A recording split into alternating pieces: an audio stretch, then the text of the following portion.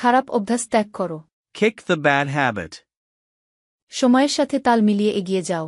Go ahead keeping pace with time. আমি তাকে মুখ দেখে চিনতে পেরেছি। I knew him by sight. তুমি দেখতে একদম তোমার বাবার মতো। You take after your father. সে আমাকে ধোঁকা দিয়েছে। He played a trick on me.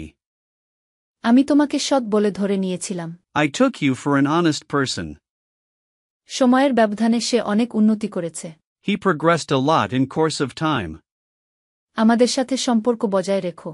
Keep in touch with us. আমরা সকলে মিলে কাজটি করেছি। We did the work in a body.